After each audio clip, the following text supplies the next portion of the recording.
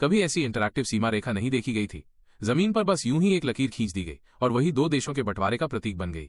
उस सीमा पर तैनात दोनों सैनिक इसके उल्लंघन को बिल्कुल भी बर्दाश्त नहीं करते थे। उनके चेहरों पर हमेशा सख्त और भाव रहते और एक पल के लिए भी वे अपनी चौकसी ढीली नहीं होने देते। चाहे सामने से कोई साधारण कागज ही क्यों न उड़कर आ जाए, मोटा सैनिक उसे बिना झिझक वापस फेंक देता था, क्योंकि उसके लिए ये उसके देश की प्रतिष्ठा का सवाल था। वे दोनों पूरी निष्ठा से पहरा देते रहे। दोपहर की भीषण गर्मी में पसीना लगातार बह रहा था।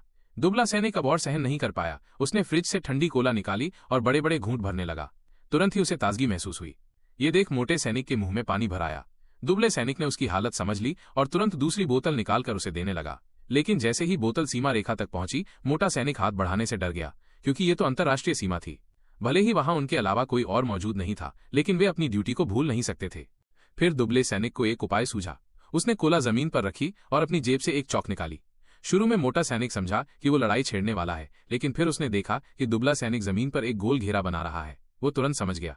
मोटे सैनिक ने धीरे से सीमा की लकीर का थोड़ा हिस्सा मिटा दिया और झुककर कोला उठाकर बड़े आनंद से पीने लगा। उसके चेहरे पर पहले कभी न देखी गई खुशी झलक रही थी, लेकिन अगले ही पल उसने सिर झुका लिया, क्योंकि वो जानता था कि अपनी जिम्मेदारी को कभी नहीं भूल सकता। जल्द ही उसने बोतल वापस रख दी और दोनों सैनिक फिर से अपनी ड्यूटी पर डट गए, अपने अपने वतन की हिफाजत और शांति की रक्षा करने के लिए।